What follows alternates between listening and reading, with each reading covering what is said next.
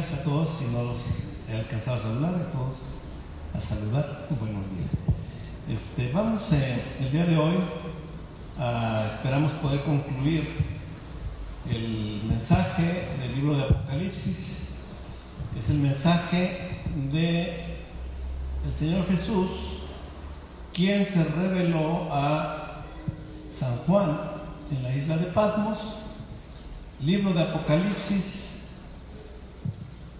Jesús se revela a Juan y le da a conocer los acontecimientos de los finales de los tiempos, los juicios que vendrían o que van a venir todavía. Estamos ya muy cerca de esos últimos días en que vendrían sobre la tierra. Pero antes de dar a conocer los juicios que vendrían sobre la tierra, que empieza a describirlos en el capítulo 4 del libro de Apocalipsis, se revela el Señor a Juan en el capítulo 1, y en el capítulo 2 comienza a dar el mensaje a las 7 iglesias de Asia. Un mensaje que en realidad tiene que ver con la iglesia a lo largo de toda la historia, desde que fue escrito el libro de Apocalipsis hasta los tiempos finales. Un mensaje para la iglesia de todos los tiempos. No es un mensaje, pensamos muchos, que tiene que ver con cada época de la iglesia, sino que es un mensaje a cualquier iglesia de todos los tiempos, a todas las iglesias de todos los tiempos, a personas que dentro de las iglesias pudieran identificarse más con una o con la otra. Si por ejemplo nos identificamos más con la iglesia de Filadelfia, gloria a Dios, así sea, ¿verdad? Pues es un mensaje para nosotros. Pero quizás pudiéramos parecernos más a Éfeso, o a Esmirna, o a Tiatira, o a Sardis, o a la Odisea. Dios quiera que no, ¿verdad? Sobre todo Sardis y la Odisea. Ya estudiamos Sardis y ya el día de hoy pretendemos terminar justamente con la Odisea. A manera muy breve, aunque ustedes ya me conocen que cuando digo breve, a veces no es tan breve, ¿verdad? A manera breve hacemos lectura del capítulo 2 y del capítulo 3 hasta el final, donde termina el mensaje a las 7 iglesias. Digo a manera breve porque solo haré algunos cuantos comentarios, ya no voy a repetir los mensajes de hace 3 domingos. Dice así: escribe al ángel de la iglesia en Éfeso, el que tiene las 7 estrellas en su diestra, el que anda en medio de los 7 candeleros de oro, dice esto: yo conozco tus obras y tu arduo trabajo y paciencia, y que no puedes soportar a los malos, y has probado a los que se dicen ser apóstoles y no lo son, y los has hallado mentirosos. Y has sufrido y has tenido paciencia y has trabajado arduamente por amor de mi nombre, y no has desmayado. Pero tengo contra ti que has dejado tu primer amor. Recuerda, por tanto, de dónde has caído y arrepiéntete, y haz las primeras obras, pues si no, vendré pronto a ti y quitaré tu candelero de su lugar, si no te hubieres arrepentido. Pero tienes esto, que aborreces las obras de los nicolaítas, las cuales yo también aborrezco. El que tiene oído, oiga lo que el Espíritu dice a las iglesias. Al que venciere, le daré a comer del árbol de la vida, el cual está en medio del paraíso de Dios. Este fue el mensaje a Éfeso. Éfeso, una iglesia que trabajaba duro, era una iglesia que era esforzada, trabajo duro y arduo. Ahí estuvo como pastor por mucho tiempo Timoteo, era pastor de Éfeso. Y también en Éfeso estuvo, y así surgió la iglesia, ministrando el propio apóstol Pablo. Así que una iglesia con un origen tremendo: Pablo el apóstol, Timoteo el discípulo preferido de Pablo, como pastor por largos años. Ellos enseñaron bien en la iglesia, pero con el tiempo, con los pasos de los años, perdió, ¿qué es lo que dice ahí? ¿Su qué? Su primer amor. Algunos utilizan este texto para hablar de esa emoción y gozo de cuando recibimos a Cristo, pero eso no tiene nada que ver con el contexto y no tiene nada que ver con el mensaje de la Biblia. Realmente no está hablando de eso en el texto bíblico. Para poder entender lo que la Biblia dice, tenemos que ir al mejor comentario bíblico que existe. ¿Y cuál es el mejor comentario bíblico que existe? ¿Cuál es? La propia Biblia. Es decir, la Biblia se explica a sí misma. No se necesita acudir a otros textos fuera de la Biblia, porque la Biblia se explica a sí misma. Y justamente cuando hablamos de amor, porque dice has perdido tu primer amor, tenemos que ver qué es aquello que dice Dios acerca del amor. Y hoy incluso hablamos de los primeros 2 mandamientos, que están basados en ¿qué? El amor. Amarás al Señor tu Dios con todo tu corazón, con toda tu alma, con todas tus fuerzas.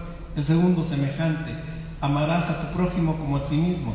Jesús dijo, de estos 2 cuelga, dependen toda la ley, sostienen toda la ley y los profetas. El amor tiene que ver con los mandamientos de Dios. De hecho, Jesús dijo, el que tiene mis mandamientos y los guarda es el que ¿qué? El que me ama. O sea, la relación entre el amor a Dios y la obediencia a los mandamientos de Dios es clara en los textos bíblicos.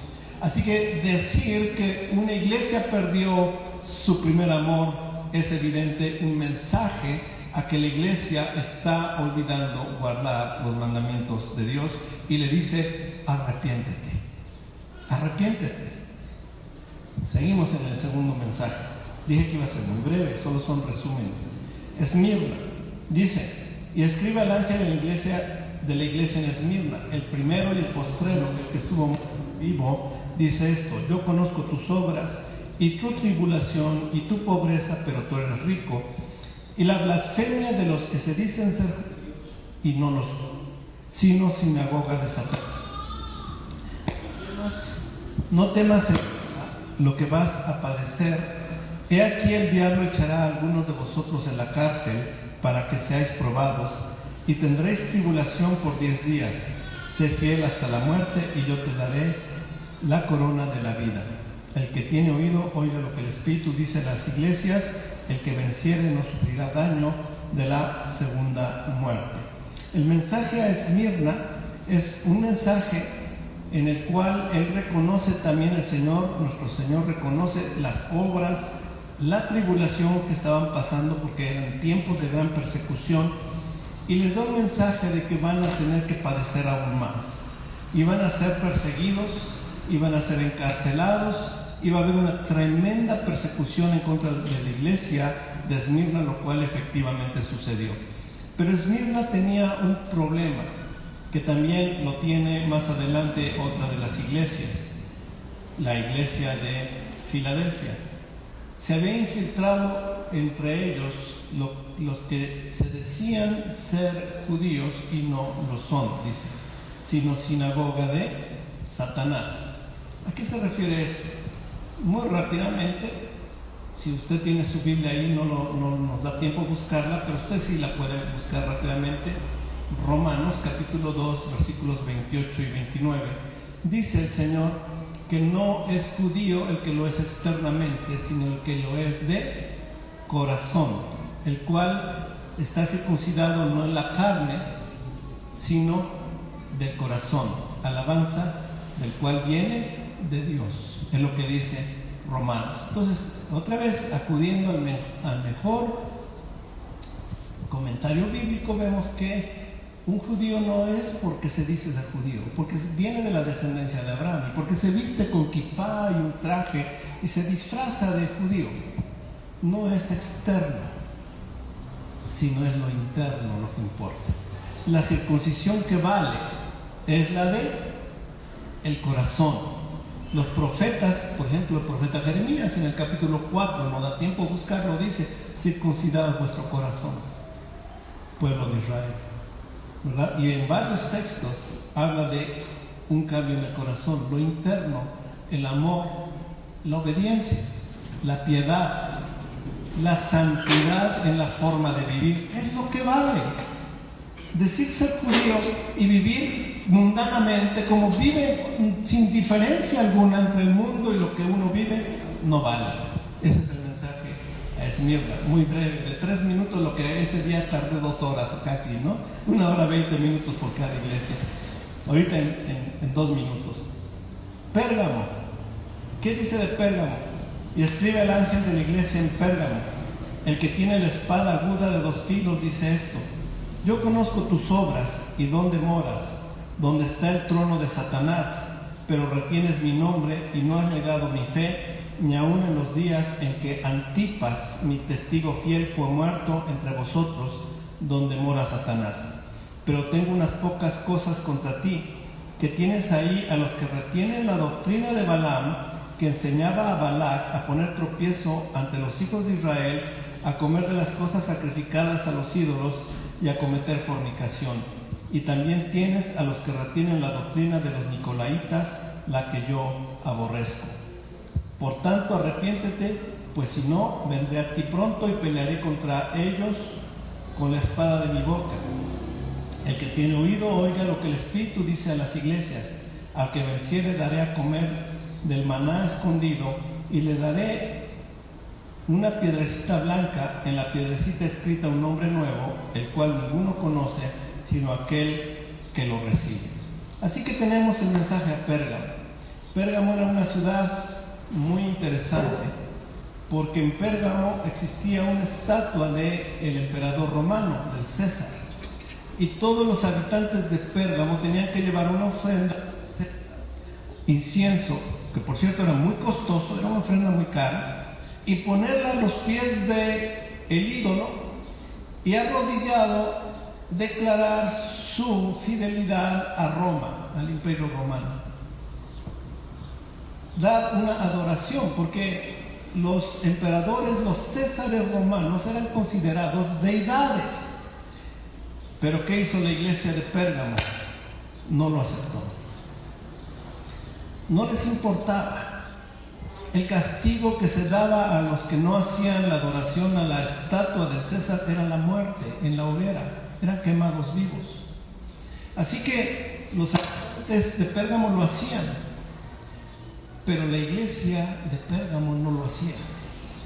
Y se cuenta, esto ya no es un asunto que está en la Biblia, pero se conoce por la historia, que Antipas, el pastor de la iglesia de Pérgamo, fue obligado a llegar ante el ídolo del César, y se le dio instrucción de adorar al César y ofrecer incienso, y él no aceptó. Le dieron un día más, le dijeron: si no adoras al César, morirás. Y fue sacrificado, fue martirizado, quemado. Esto, en vez de apagar la iglesia, la levantó. Y eso es de lo que habla, que dice: yo, tu tribulación, yo sé tus obras, dice, donde moras, donde está el trono de Satanás. Ahí estaba esa idolatría. Dice, y también había Antipas, aquel siervo fiel. Había, sin embargo, una situación en Pérgamo. Ellos tenían la doctrina de Balaam. Ahora, para entender el Apocalipsis hay que haber leído el Antiguo Testamento, si no, no lo vamos a entender. Si no hemos leído el Antiguo Testamento, no vamos a entender lo que el libro de Apocalipsis dice. Hay algunos hermanos que dicen que para entender que el Nuevo Testamento revela al Antiguo Testamento, es al revés. El Antiguo Testamento revela al Nuevo Testamento. Si usted no entiende el Antiguo Testamento, no lo va a entender el Nuevo. ¿Qué es la doctrina de Balaam? Ahí está en Números, capítulo 22, 23, 24. Usted puede leer la historia de Balaam, un profeta que hizo de la religión, de la fe, de sus dones, un negocio. Él hacía negocio de la fe. Eso es Balaam, que amó la ganancia. ¿Se acuerdan? Que le ofrecieron dinero para maldecir al pueblo de Israel, y él codició el dinero. quiso la riqueza y era un profeta que quiso entonces usar su don de profecía para ganar riqueza. Esa es la doctrina de Balaam. Tristemente, muchas iglesias hoy día también siguen la doctrina de Balaam. Y también tenían otra cosa, que seguían la doctrina de los nicolaitas. Hermanos, ¿qué es la doctrina de los nicolaitas? Otra vez tenemos que investigar. La doctrina de las nicolaitas es la doctrina de la jerarquización en la iglesia. Uno es más ungido, otro es menos ungido, otro es otro nivel de ungimiento. Hay jerarquías, dice el Señor, la cual yo aborrezco, porque a los ojos de Dios todos somos iguales. Amén, hijos de Dios. Bien, estoy predicando de Pérgamo. Vámonos a la siguiente, si no, no vamos a acabar, hermanos. Tienen que traer lunch para la próxima vez. Pero vamos a seguir. Pérgamo. Tiatira, otra iglesia reprendida por el Espíritu Santo. Y escribe al ángel de la iglesia en Tiatira: el Hijo de Dios, el que tiene ojos como llama de fuego y pies semejantes a bronce bruñido, dice esto. Ya desde la introducción está fuerte. Ojos como llama de fuego, esos ojos que alumbran y a la vez juzgan.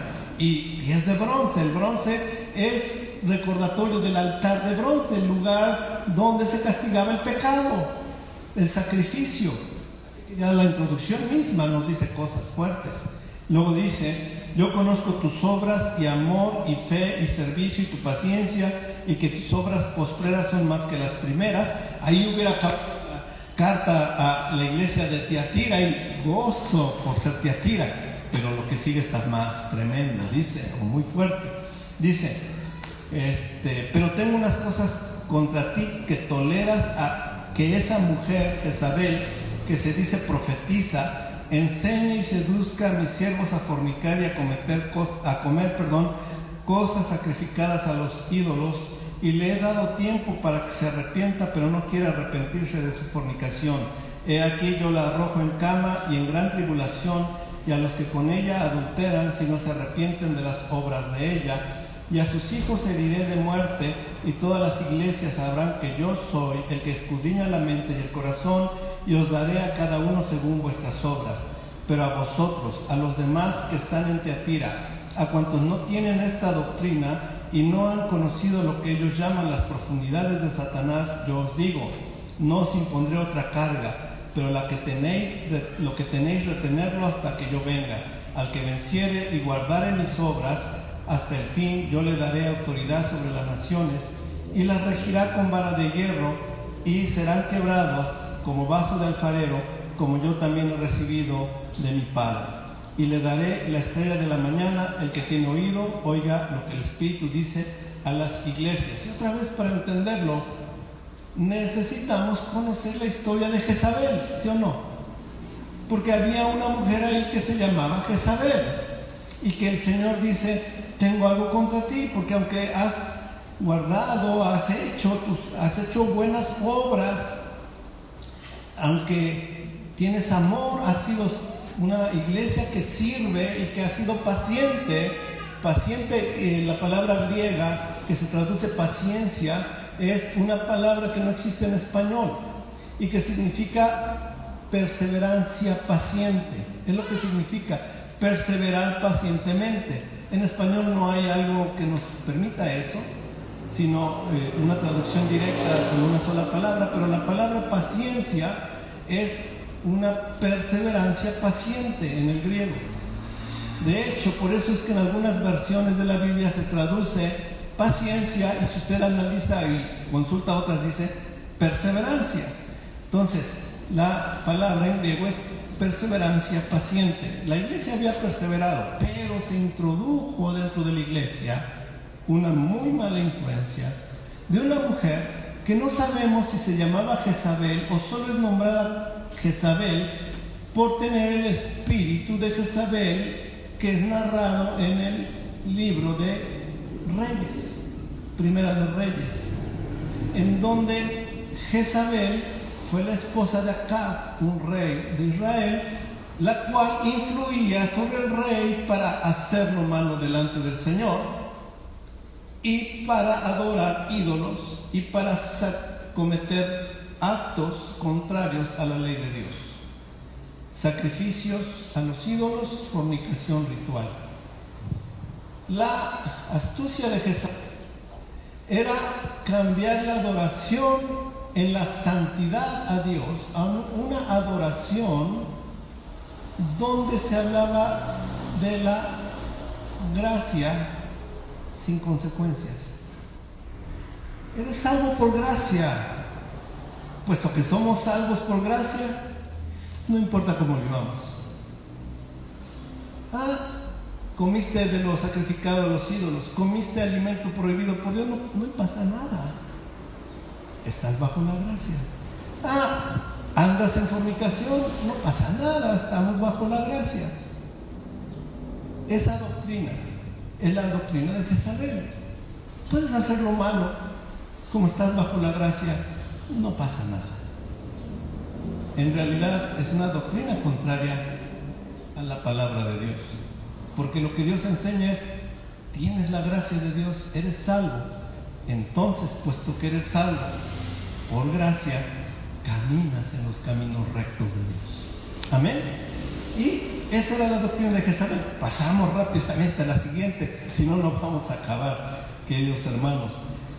Sardis. Este fue el mensaje del domingo pasado, si no me equivoco, el domingo pasado, donde hablamos de Apocalipsis. No me acuerdo si fue Sardis o fue Filadelfia o las dos. Perdónenme mi mala memoria, pero ya sé que lo vimos, ya la vimos. Sardis. Wow, nadie queremos ser Sardis, hermanos. Nadie queremos ser Sardis. Es quizás la iglesia que nadie quiere ser Sardis, pero a lo largo de la historia del cristianismo ha habido muchos Sardis, tristemente. ¿Qué es Sardis? Vamos a leer. Dice: escribe al ángel de la iglesia en Sardis. Por cierto, les decía yo, hay muchas iglesias que se llaman Filadelfia, ¿verdad? ¿Cuántos conocen iglesias Filadelfia? Yo conozco varias: Filadelfia 1, Filadelfia 2, incluso Filadelfia 3. Sardis, nadie quiere llamarse Sardis, ¿verdad?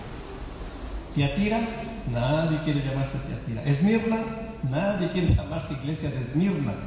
Y la Odisea tampoco, hermanos.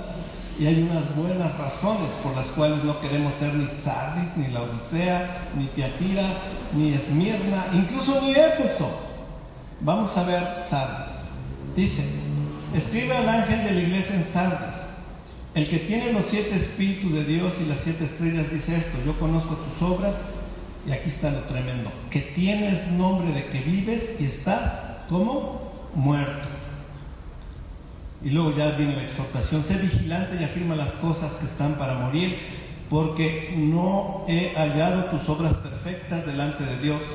Acuérdate pues de lo que has recibido y oído, y guárdalo, y arrepiéntete, pues si no velas, vendré sobre ti como ladrón, y no sabrás a qué hora vendré sobre ti. Pero tienes unas pocas personas en Sardis que no han manchado sus vestiduras, y andarán conmigo en vestiduras blancas, porque son dignas. El que venciere será vestido de vestiduras blancas, y no borraré su nombre del libro de la vida, y confesaré su nombre delante de mi Padre y delante de sus ángeles. El que tiene oído, oiga lo que el Espíritu dice a las iglesias. En el libro de los Hechos se narra de que por primera vez se les llamó a los discípulos con un nombre. ¿Cuál es ese nombre? Libro de los Hechos. Cristianos, ¿verdad? Por primera vez se les llamó a los seguidores de Cristo cristianos. Así se nos conoce, con ese nombre. A los seguidores de Cristo se nos conoce con el nombre de ¿qué? Cristianos. ¿Y qué es un cristiano? Una persona que pasó de muerte a vida por medio de ¿qué? De la fe en Jesús. Y esto cambió sus vidas por completo. Cambió nuestras vidas por completo. Un verdadero cristiano, hermanos, fue impactado tan fuertemente por encontrarse con el Creador de los cielos y de la tierra, que su vida cambió. Mi vida cambió. Cuando yo conocí a Cristo, no fui ya más la misma persona. Eso es la experiencia cristiana. Un pastor dice que si tú tuvieras un encuentro con un tráiler que te atropella, ¿serías el mismo? Que él llegó una vez a una iglesia tarde, ¿no? Bueno, lo decía de broma, y dijo: perdónenme, hermanos, llegué tarde porque venía ya para la iglesia y me atropelló un tráiler. Pero ya después me paré y me sacudí, me vine corriendo, ya estoy aquí otra vez con ustedes. ¿Alguien le creería? Oye, pastor, ¿te atropelló un tráiler? Sí. Si tú hubieras tenido un encuentro con un tráiler, no podría ser la misma persona. Algo tuvo que pasar. Ahora, el poder del Espíritu Santo es muy superior al poder de un tráiler. ¿Sí o no? Si tú has tenido un encuentro con el Espíritu Santo porque un día creíste en Jesús como Señor y Salvador, y el Espíritu Santo vino a tu corazón y te regeneró, tu vida cambió. Y si no ha cambiado, es posible que haya algunos hermanos de Sardis entre nosotros, porque dices que tienes nombre de que vives, pero en realidad estás muerto. Esa era Sardis, una iglesia nominal. Se decían ser cristianos, pero en realidad solo eran religiosos, ritualistas, pero no eran cristianos. Su vida demostraba que nunca tuvieron un encuentro genuino con Jesús. Eso es Sardis. Sigo adelante. Filadelfia. Así que todo ser Filadelfia, hermanos. Es la única iglesia que no es reprendida por el Señor. Vean lo que dice de Filadelfia. Escribe al ángel de la iglesia en Filadelfia. Esto dice el santo, el verdadero, el que tiene la llave de David, y el que abre y ninguno cierra, y cierra y ninguno abre. Yo conozco tus obras. He aquí, he puesto delante de ti una puerta abierta, la cual nadie puede cerrar, porque aunque tienes poca fuerza. Este tipo de iglesias, la iglesia de Filadelfia, quizás eran pocos. No eran una iglesia, mega iglesia. No eran tampoco los más ricos de Filadelfia. Era una iglesia de pocos hermanos. Y quizás entre ellos no eran los más ricos. No era una iglesia que tuviera mucha fuerza. Pero dice, aunque tienes poca fuerza, ¿qué dice? Has guardado mi palabra y no has negado mi nombre. Amén. De esta iglesia se dice que es una iglesia que ha guardado ¿qué? La palabra de Dios. Has guardado mi palabra. Ha sido una iglesia que ha trabajado pacientemente guardando la palabra de Dios. He aquí yo entrego de la sinagoga de Satanás a los que se dicen ser judíos y no lo son, sino que mienten. He aquí yo haré que vengan y se postren a tus pies y reconozcan que yo te he amado. Otra vez hace mención de estos falsos hermanos que, aunque posiblemente era muy probable, eran judíos en la carne, pero incircuncisos de corazón, y dicen que son judíos y no lo son. Los mencionó antes también, ¿se acuerdan? En la iglesia de Éfeso. Y también, por cierto, son dos grupos que son mencionados, o tres grupos. Otros son los falsos apóstoles. Dice, yo estoy en contra de los que se dicen ser apóstoles y no lo son. Ya en ese tiempo había los que se decían ser apóstoles, se autonombraban apóstoles y no lo eran. Y también en contra de los nicolaitas, jerarquías espirituales según ellos, la doctrina de jerarquización. Bien, vamos a seguir leyendo, porque ahora vamos a ver por qué es alabada Filadelfia. Dice en el versículo 10: por cuanto has guardado la palabra de mi ¿qué? Paciencia. ¿Qué palabra ¿Qué significa la palabra paciencia en griego? Ya lo dijimos. La palabra significa perseverancia, paciente, perseverar pacientemente. Entendamos de qué está alabando a Filadelfia. En el libro de Apocalipsis, capítulo 14, versículo 12. Mismo libro de Apocalipsis, pero ahora veamos el capítulo 14, versículo 12. Y con esto nos va a quedar muy claro la alabanza a Filadelfia. ¿Qué dice 14:12? He aquí, ¿la qué? La paciencia o perseverancia, la misma palabra, paciencia, perseverante. Por eso en otras versiones de la Biblia dice, he aquí la perseverancia.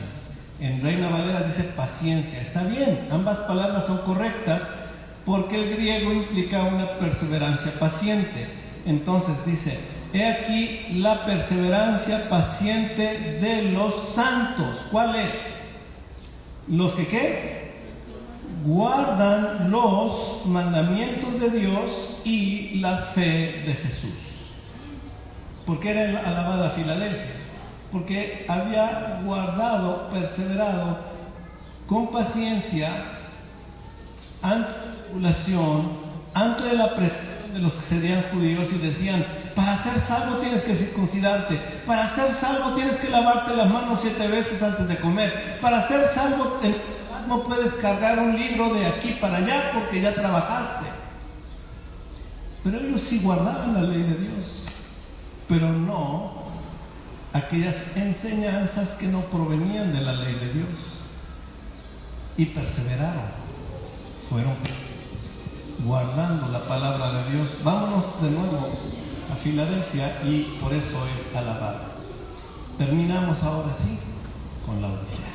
Amén. Bien, me eché en no sé 20 minutos 3 horas de prédicas previas o algo así. Bueno, la Odisea, queridos hermanos, leamos el mensaje de la iglesia de la Odisea. Dice así, más estoy buscando aquí están los apuntes. Ok. Leamos lo que el Espíritu Santo dice a la iglesia de la Odisea. Dice, y escribe al ángel de la iglesia en la Odisea, he aquí el amén, el testigo fiel y verdadero, el principio de la creación de Dios, dice esto. Yo conozco tus obras, y ve lo que les dice, es tremendo contra la Odisea, lo que Dios habla de ellos, dice, yo conozco tus obras, que ni eres frío ni caliente. Ojalá fueses frío o caliente, pero por cuanto eres tibio y no frío ni caliente, te vomitaré de mi boca. Porque tú dices, yo soy rico y me he enriquecido y de ninguna cosa tengo necesidad, y no sabes que tú eres un desventurado, miserable, pobre, ciego y desnudo. Por tanto, yo te aconsejo que de mí compres oro refinado en fuego para que seas rico, y vestiduras blancas para vestirte, y que no se descubra la vergüenza de tu desnudez. Y unge tus ojos con colirio para que veas. Yo reprendo y castigo a todos los que amo. Sé pues celoso y arrepiéntete. He aquí yo estoy a la puerta y llamo. Si alguno oye mi voz y abre la puerta, entraré a él y cenaré con él y él conmigo. Al que venciere le daré que se siente conmigo en mi trono, así como yo he vencido y me he sentado con mi Padre en su trono. El que tiene oído, oiga lo que el Espíritu dice a las iglesias. Bien, tremendo mensaje a la Odisea. Como en las demás iglesias, vamos a mencionar primero la característica de la ciudad de Laodicea. De las otras ya no fue necesario porque ya lo habíamos visto. La ciudad de Laodicea fue construida por el rey sirio de la descendencia de Seleuco, Antíoco II, alrededor del año 250 a.C. Antíoco II, el que fue hijo de quien fundó el Antíoco I, fundó la ciudad de Antioquía en honor a su nombre. Un poquito orgullosos y egocéntricos, ¿no? Le ponían a las ciudades sus propios nombres. Antíoco II no fue la excepción, pero él le puso Laodicea a la ciudad en honor a su esposa. Su esposa se llamaba así y él le puso ese nombre a la ciudad de Laodicea. Muy bien. Hay un pequeño olor a humo, pero es afuera por lo que estamos viendo, pero no se preocupe, no pasa nada, ¿no? Bien. De Laodicea. Así que este rey Antíoco II le puso por nombre a la ciudad que fundó el nombre de su esposa, Laodicea. Y la esposa se lo agradeció envenenándolo después, lo mató. Esto nos da un poquito la idea de las características de estos reyes durante estos años en donde estaban ya esparciéndose, bueno, varios siglos después, pues ya está esparciendo el evangelio en estas ciudades. Laodicea llegó a ser la residencia de los obispos principales del cristianismo en los primeros siglos. Y Laodicea llegó a ser un lugar de reunión de los concilios cristianos. Esto fue después, varios siglos después. Bajo los romanos fue una ciudad comercial muy floreciente. Esta ciudad, sin embargo, se ubica en una zona sísmica y fue dañada constantemente por los terremotos. Sin embargo, se reconstruía.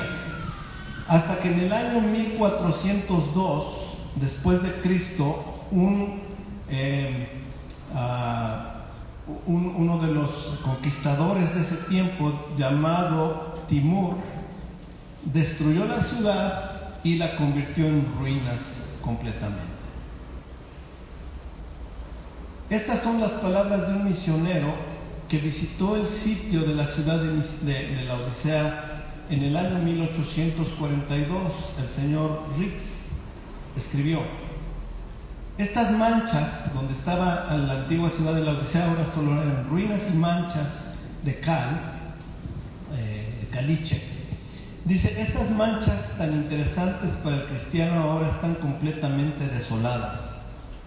La amenaza expresada en Apocalipsis 3:10, ¿qué dice Apocalipsis 3:10?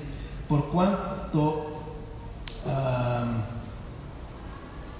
dice: has guardado la palabra de mi paciencia, yo también te he guardado de la hora de la prueba que ha de venir sobre el mundo entero para probar a los que moran sobre la tierra. Iba a venir tribulación tremenda en esos días, guerras y todo esto.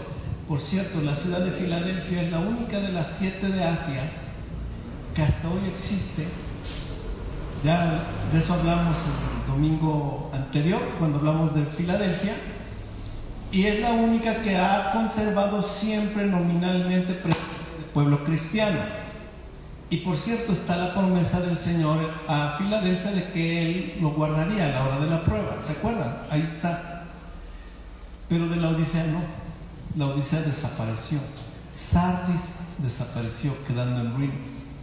Dice este mismo misionero: en medio de una de las mejores llanuras de Asia Menor, está completamente sin habitantes Sardis y Laodicea, cuya iglesia tenía un nombre, la iglesia de Sardis, de que vivía pero estaba muerta, ahora es una absoluta desolación. Ese es hoy el lugar donde estuvo Laodicea, una absoluta desolación. Bien, Pablo posiblemente estuvo en la Odisea. Pablo posiblemente fundó la iglesia de la Odisea. Lo vemos en algunas de sus epístolas mencionándola. Por ejemplo, libro de Colosenses, capítulo 4, versículo 16. Dice: cuando esta carta haya sido leída entre vosotros, es decir, la carta que Pablo escribió a los colosenses, dice: cuando esta carta haya sido leída entre vosotros, haced que también sea leída en la iglesia de los laodicenses, y que la de la Odisea se lea también entre vosotros. Es decir, Pablo posiblemente fundó Colosenses. La Odisea es una ciudad cercana donde estaba la ciudad de Colosas. Posiblemente también fundó la iglesia en la Odisea. Y Pablo escribió epístolas a ambas iglesias. Resulta que la iglesia, la epístola de Pablo a los colosenses está hasta hoy. Pero la epístola de Pablo a la Odisea se perdió. No existe y no fue parte del canon de la Biblia. Bien, solamente como antecedentes. Ahora veamos cuál es la característica de la Odisea. Y es muy simple. Era una iglesia, ¿cómo es descrita? Como una iglesia ¿qué? Tibia. No es fría, ni caliente. ¿Cómo era? Tibia. Versículo 15. Yo conozco tus obras, que ni eres frío ni caliente. Ojalá fueres frío o caliente. Así, puesto que eres tibio y no frío ni caliente, te vomitaré de mi boca. Por cuanto eres tibio y no frío ni caliente, te vomitaré de mi boca. ¿De qué nos habla la tibieza? ¿Qué es una iglesia tibia? ¿Acaso nosotros nos parecemos a una iglesia tibia? Es importante la respuesta, ¿no creen? Porque lo que el Señor dice es: por cuanto eres tibia, te vomitaré de mi boca. ¿Qué es pues una iglesia tibia? Podríamos decir muchos calificativos: una iglesia sin amor, una iglesia sin el fuego interno hacia las cosas de Dios, una iglesia sin pasión, una iglesia negligente, una iglesia que no tiene mucho interés. ¿Eso describe a una iglesia tibia? Muy probablemente sí. Una iglesia sin amor, sin pasión, negligente, pero también una iglesia desobediente, una iglesia que no es obediente a la palabra de Dios, contraria a Filadelfia. El orden, no crean que es casual. ¿Por qué fue alabada Filadelfia? Porque guardaba la palabra y la guardaba de manera perseverante y paciente. Porque era esa clase de iglesia de los que guardaban los mandamientos de Dios y la fe de Jesús. Pero la Odisea no. La Odisea no se caracteriza por ser una iglesia obediente. No es formada por personas que se preguntan a cada actividad y cosa que hacen si lo que van a hacer es aceptable de acuerdo con los mandamientos de Dios. Una persona que está realmente en relación con Dios, con su palabra, siempre se pregunta: ¿me es lícito hacer esto como cristiano? ¿Me es lícito vestirme así como cristiano? ¿Me es lícito comer este tipo de alimento como cristiano? ¿Me es lícito estar viendo lo que estoy viendo en la televisión como cristiano? Pero una persona tibia no importa. Es negligente. No pone mucha atención. Vean que hay una referencia al vómito única en Primera de Pedro, capítulo número 2, versículo 22. Segunda de Pedro, perdón, 2. Son solo 2. Segunda de Pedro 2, 22. Veamos lo que dice el apóstol Pedro respecto a este texto. También un texto, diría yo, muy fuerte. Dice así: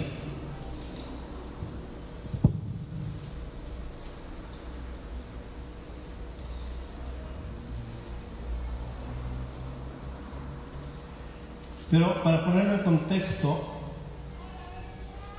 vamos a leer desde el versículo 17 para ponerlo en contexto. Dice: estos son fuentes sin agua y nubes empujadas por la tormenta.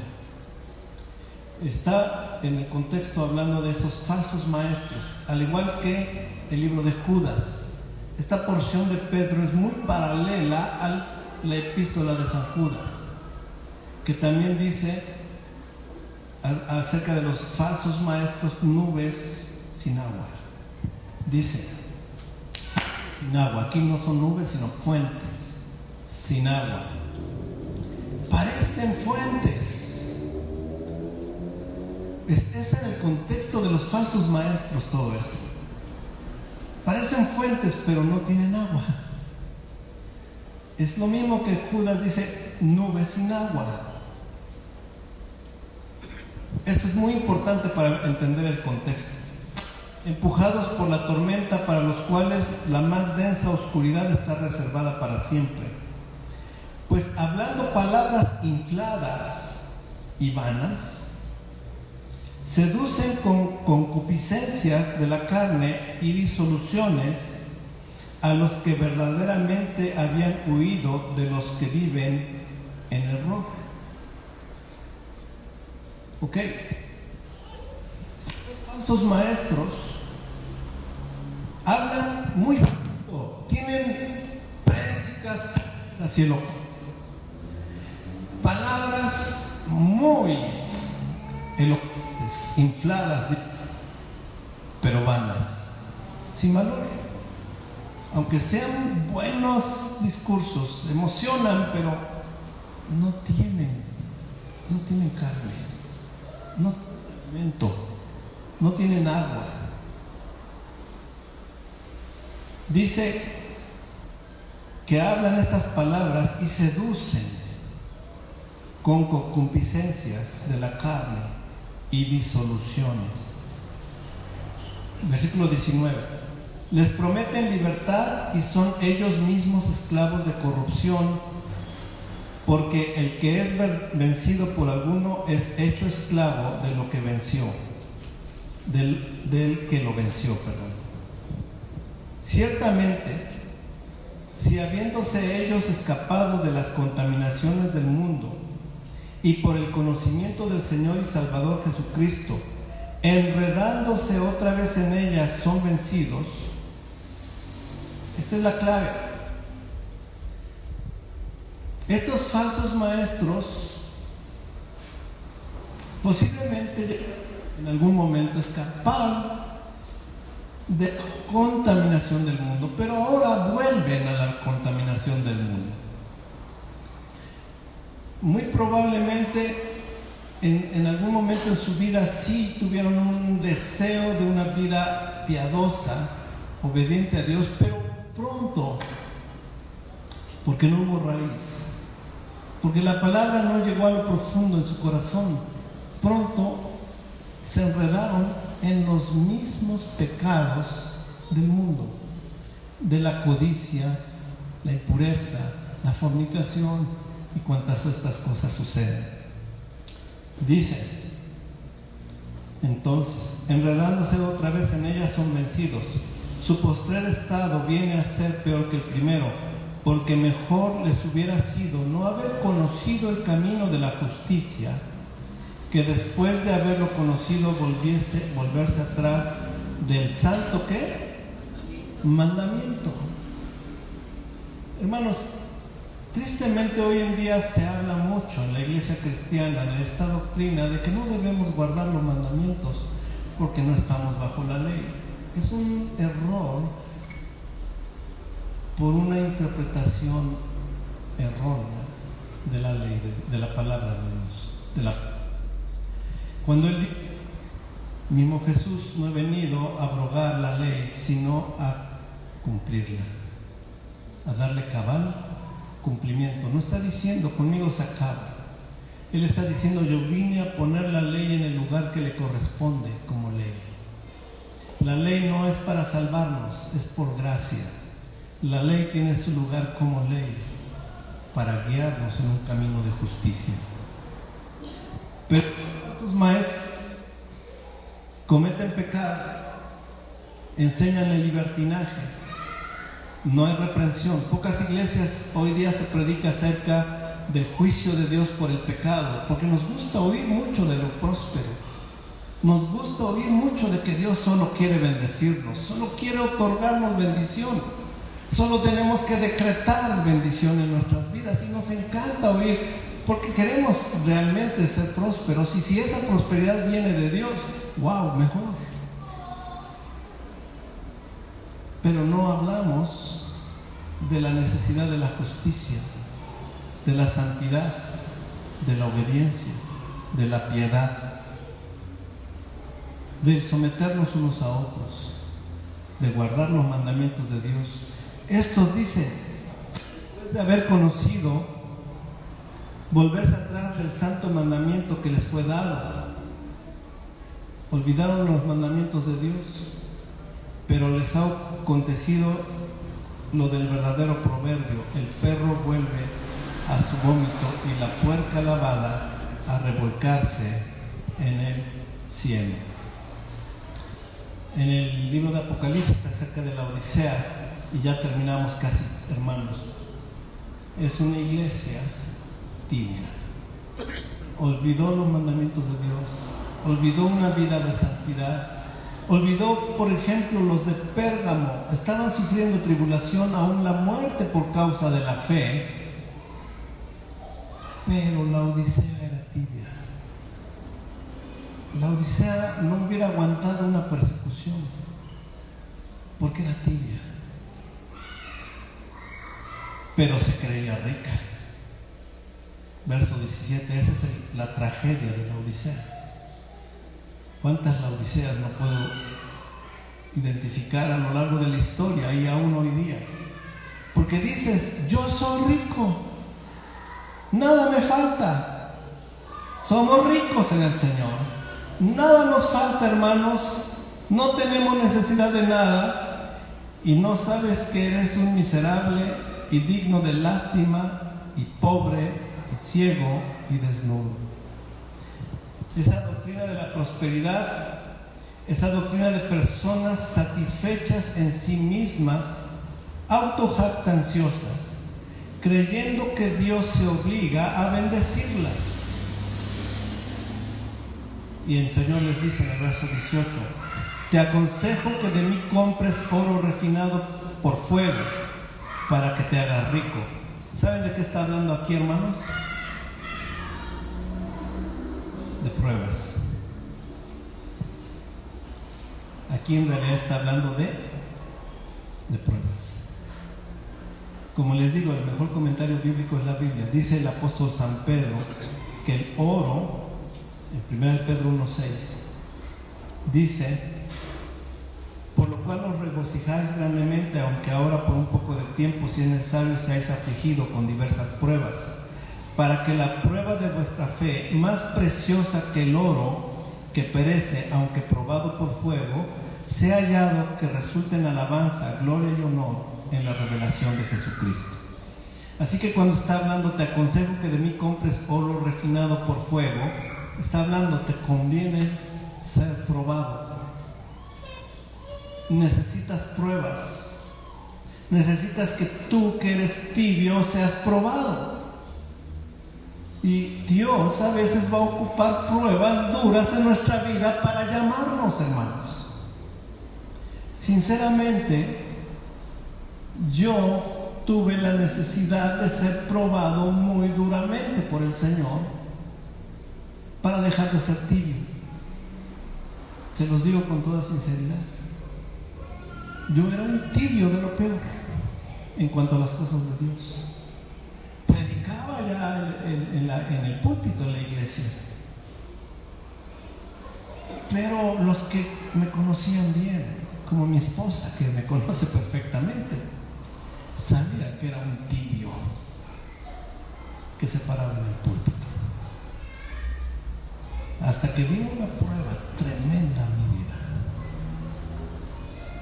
Una prueba en la que lloré, en la que sufrí, en la que me tuve que humillar delante de Dios y le dije: perdóname, Señor, enséñame, y yo obedeceré.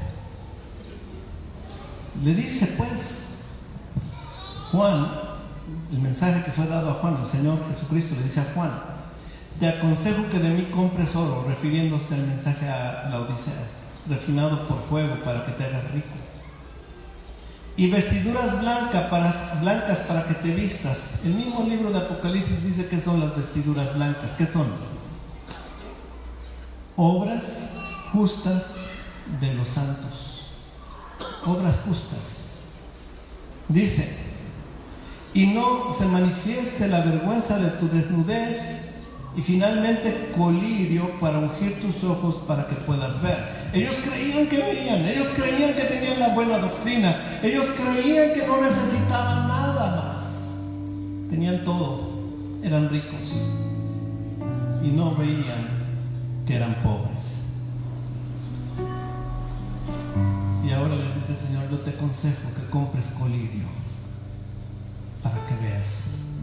La ciudad de la Odisea, esto es historia, tenía una fábrica de una sustancia que se llamó colirio, que servía y tenía fama de curar ciertas infecciones en los ojos.